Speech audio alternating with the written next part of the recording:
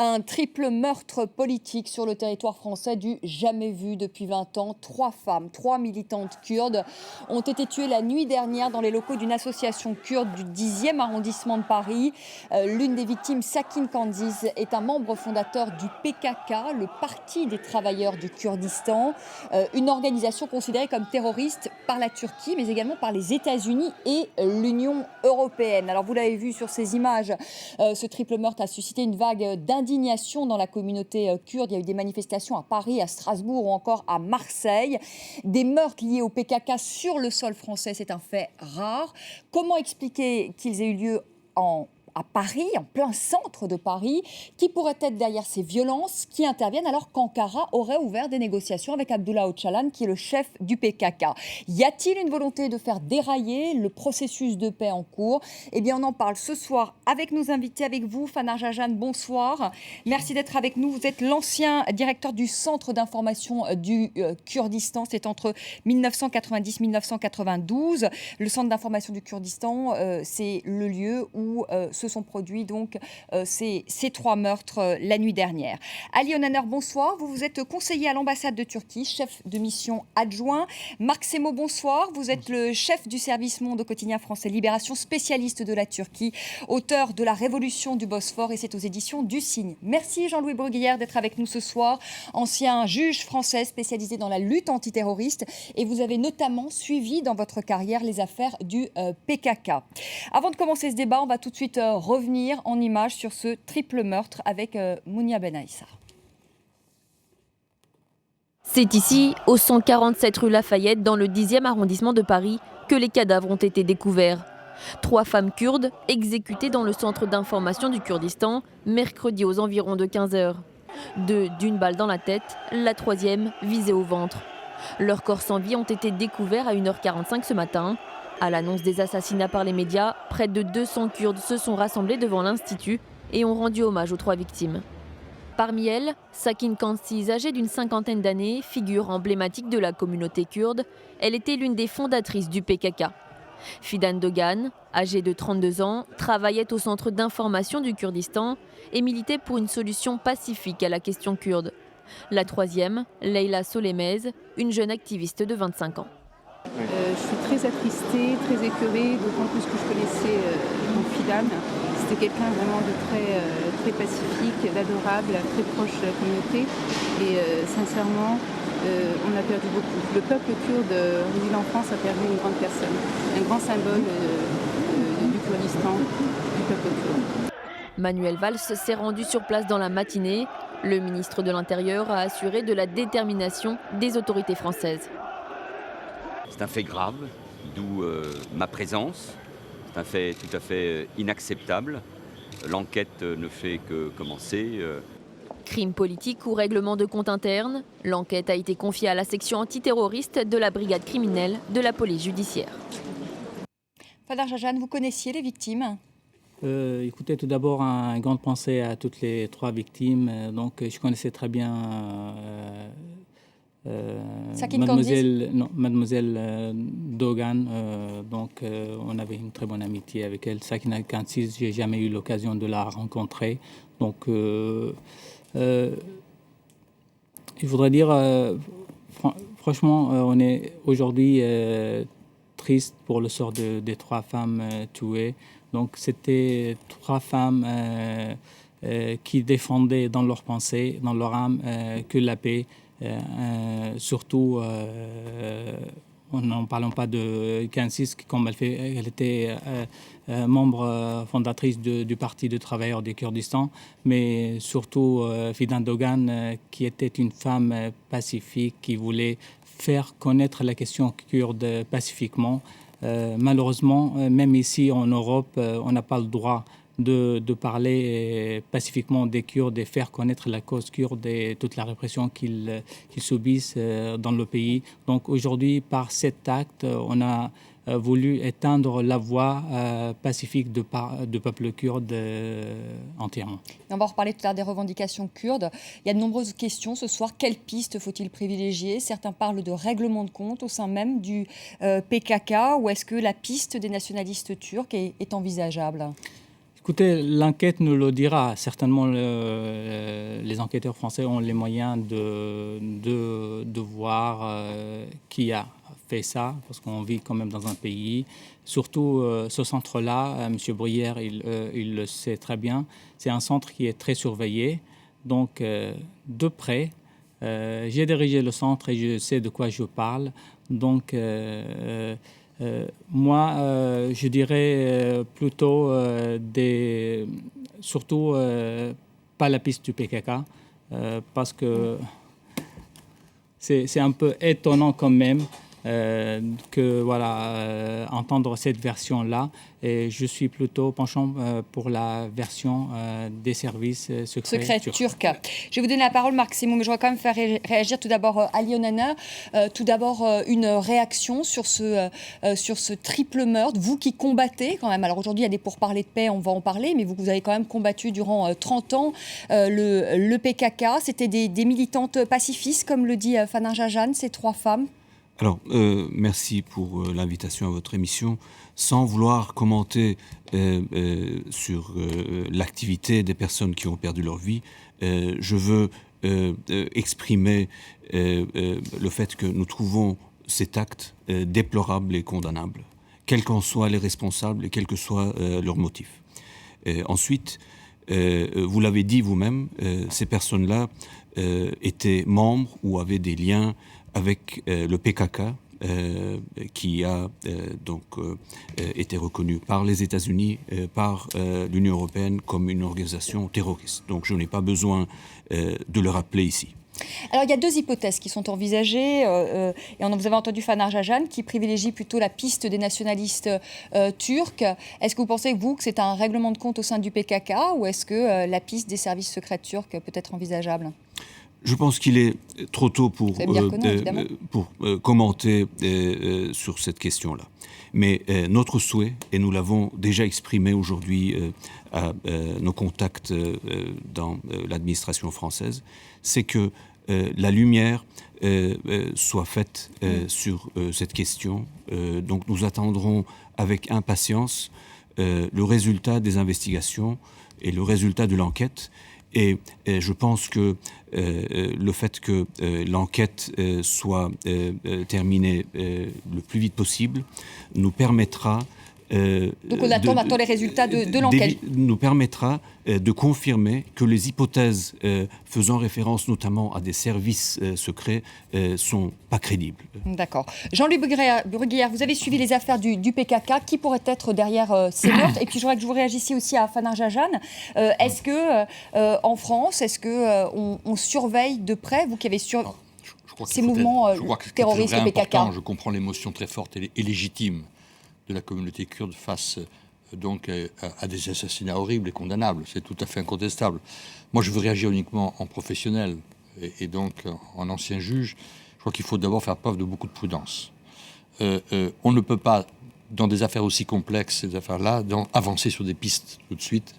L'expérience prouve que quand on le fait, on se trompe et qu'aujourd'hui, les pistes sont ouvertes, une enquête est en cours, les services chargés que je connais bien sont des services extrêmement professionnels, avec en plus le soutien, je pense, de nos services de renseignement derrière.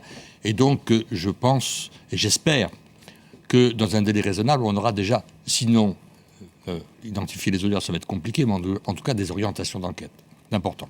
Aujourd'hui, je pense que c'est dangereux donc d'avancer sur quelques pistes que ce soit. Voilà. Alors, PKK, nous l'avons eu incontestablement. Le PKK en France s'est jamais livré à des actes de terrorisme, sauf dans les années 80, où il y a eu un attentat en octobre 80 contre le consulat de Turquie, c'était à Strasbourg, en lien avec la Zala. Mais on était dans un contexte tout à fait différent, qui était celui de la guerre froide. Ceci étant, les affaires qu'on a eues, c'est des affaires surtout de raquettes, de financement, si vous voulez. Et d'ailleurs, il y a toujours, je crois, 21 procédures aujourd'hui en cours concernant les affaires de financement du PKK, de raquettes, voilà. De levée de l'impôt révolutionnaire. Un de mes derniers dossiers que j'ai eu en 2006-2007, c'était une affaire de PKK qui avait lieu en banlieue parisienne. Mais, comme vous le savez, la communauté turque et kurde, et surtout en Allemagne. Oui, 900 000 Kurdes en Allemagne, 150 000 en France. Marc Semo, pour les hypothèses. Oui, je pense avoir plus de liberté de parole Voilà. que nos interlocuteurs. Donc, pour faire simple, c'est évidemment un modus operandi assez professionnel. Apparemment, elles ont ouvert à quelqu'un qu'elles connaissaient. Il n'y a aucun signe que la porte ait été forcée. Donc, où la personne avait les clés, où elles ont ouvert. Et, pour faire simple, à peu près aussi bien en Turquie qu'ici, il y a 3 hypothèses qui sont effectivement une partie des services secrets turcs. Je dis une partie, parce que ceux qui actuellement mènent les négociations directement dans l'île-prison d'Imrali au large d'Istanbul avec Abdullah Öcalan, condamné à la prison à vie, qui est le leader historique du PKK, c'est Hakan Fidan, qui est le patron des services secrets turcs. Donc, effectivement, on peut imaginer qu'il ne contrôle pas toute la machine, etc., etc. C'est une hypothèse. Mais l'histoire du PKK est quand même faite de règlements de comptes sanglants, qui effectivement, jamais en France jusqu'ici, et en général d'ailleurs jamais à l'étranger ou très rarement. En général, la procédure, c'est que la personne est rappelée à Kandil, dans les montagnes d'Irak du Nord, où il y a actuellement les bases du PKK, ou avant dans la plaine de la Bekaa libanaise sous contrôle syrien, où la personne est rappelée. Il y a un procès politique stalinien, comme seul le PKK sait les faire, et ensuite on exécute. Mais il y a eu des centaines et des centaines de cadres politiques du PKK qui ont été liquidés pour des raisons de divergence avec la ligne. Dans le contexte actuel de ces négociations de paix qui ont commencé, qui sont au tout début. Les Turcs disent ça avance très vite, les Kurdes sont beaucoup plus prudents. Mais dans ce contexte des négociations, effectivement, ça ouvre beaucoup de choses, y compris à l'intérieur du PKK. Pour faire simple, il y a 4 pôles aujourd'hui dans le PKK. Il y a Abdullah Öcalan, qui est le chef absolu, qui est en prison, Imrali, donc qui est la référence pour tout le monde. Il y a Kandil, pour faire simple, qui sont donc les maquis dans les montagnes d'Irak du Nord qui passent en Turquie et qui mènent des opérations armées en Turquie. Il y a les organisations de masse kurdes qui sont en Turquie et qui sont victimes depuis des années d'une répression absolument féroce. Il y a 8000 personnes actuellement en prison au titre de la loi antiterroriste, qui sont des élus, des avocats, des journalistes, etc., etc. Et le 4e pôle, c'est dans la diaspora, les organisations à l'étranger du PKK. Alors je rappellerai juste que Sakineh Chamziz n'était pas n'importe qui, c'était la responsable pacifiste, comme le dit Fanar Jajal. Soyons sérieux, c'était la responsable idéologique et politique des organisations du PKK en Europe. D'abord en Allemagne, ensuite elle a été coincée en France par l'enquête sur le racket, donc depuis, si je me souviens bien, elle a une interdiction de sortir du territoire français. Est-ce que c'est une terroriste, cette femme ? Écoutez, le terroriste, c'est... Jean-Luc Bruguière. Au strict regard de la loi, quand on est membre d'une organisation terroriste, on est une terroriste. Voilà. En revanche, pour des millions... Elle a commis des actes terroristes, Jean-Luc Bruguière. Et pour des millions de Kurdes en Turquie, c'est une combattante. Mais effectivement, au strict plan de la loi... Définissez-nous le terrorisme. C'est quoi le terrorisme pour vous ? Je dis simplement... Vous n'avez jamais écrit un article sur le peuple kurde en ayant des informations par les Kurdes eux-mêmes. Je suis désolé, soyons sérieux. Voilà. Toutes vos informations parvenaient... Quand on est membre d'une organisation terroriste, au regard de la loi... Mais je vous ai eu comme... Monsieur, j'ai dirigé ce centre-là pendant 2 années. Vous n'avez jamais mis le pied dans notre sens pour nous interviewer, pour prendre notre avis sur une question. On allait voir d'autres... Vous allez voir, l'Institut kurde ne représente pas le peuple kurde, monsieur. Ils n'ont pas le pied sur le terrain. Je suis désolé. Monsieur... Voilà, ils n'ont pas le pied sur le terrain. Kendar Nazan, c'est un réfugié qui était un réfugié politique kurde qui vit en France depuis une trentaine d'années. Il n'a jamais mis le pied dans le Kurdistan. Il est loin de la réalité du peuple kurde. Vous êtes vraiment... Toutes vos informations parvenaient de la presse turque. Revenons au débat. Jean-Luc Bruguière, est-ce que Sakineh Chamziz est considérée comme une terroriste ? Écoutez, moi je ne l'ai pas eu, à ma connaissance, dans les affaires que j'ai eues. Le problème, qu'est-ce qu'on appelle des faits terroristes juridiquement parlant ? Ce sont des individus qui sont impliqués dans des actions qui sont qualifiables, je veux dire qui rentrent dans les incriminations du droit pénal, et notamment la notion de malfaiteur terroriste. Donc, ceci étant, il est de fait qu'on a eu énormément d'affaires, et c'est des affaires de soutien logistique, et avec des actions assez violentes sur le territoire français, notamment au niveau des rackets. Beaucoup plus violents que ce qu'on a pu voir, par exemple, dans des organisations type LTTE ou ETA. Les Tamouls, hein. Oui, les Tamouls, dont je me suis beaucoup occupé jusqu'en 2006-2007, qui est à peu près la même chose. C'est-à-dire une diaspora très active et qui donc fait l'objet de violences et de rackets pour des opérations de financement au profit donc des maquis qui s'ouvrent à l'extérieur. Alors le président François Hollande a réagi à ce triple meurtre en marge d'une visite en Gironde. On l'écoute.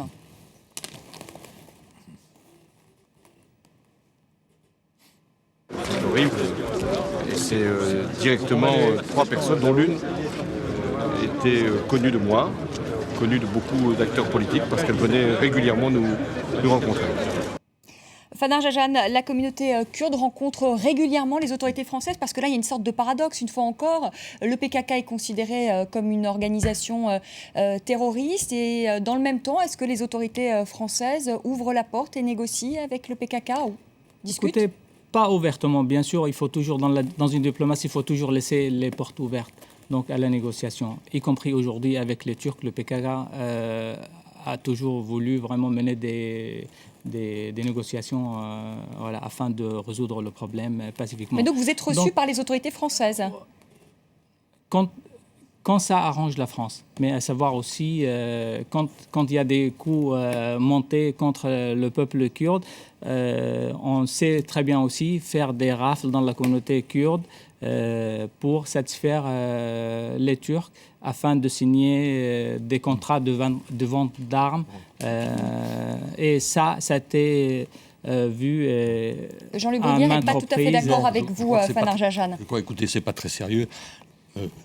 On n'est pas dans une république bananière. La France est un état de droit, que je sache. Parce que vous êtes en train de parler de rafle politique, et je crois que vous allez un petit peu loin et vous respectez pas tellement de ce point de vue les lois de la République. On a des lois, je suis un magistrat, je sais de quoi je parle, et je peux vous dire ce que vous appelez les rafles. Ce sont des opérations de police judiciaire totalement justifiées par des faits, et qui ont été avec des perquisitions, des saisies, des gens qui ont été interpellés, et certains qui ont été jugés. Alors, je crois qu'il faut pas la peine de dévier, je crois que ça n'arrange pas, et ça ne fait pas avancer ni la cause kurde, ni le débat.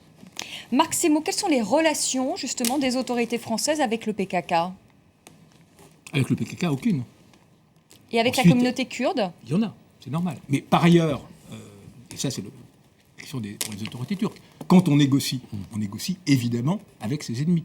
Donc, y compris en Turquie, c'est le même État turc qui réprime de façon extrêmement dure, y compris la lutte politique kurde, de tout ce qui peut, de près ou de loin, ressembler à quelque chose qui est accusé d'être une vitrine politique, une courroie de transmission, etc. du PKK, y compris des organisations tout à fait civiles, je vous dis, des avocats, des journalistes, des écrivains, etc. Le même discute actuellement avec le PKK pour essayer d'arriver à une solution politique. Donc, du côté français, j'imagine qu'au niveau politique, il n'y a pas de contact explicite avec le PKK, qui effectivement est une organisation terroriste. D'ailleurs, dans les manifestations, on entendait Turquie assassin, François Hollande complice. Oui, bon, ça fait partie du tout venant des manifestations.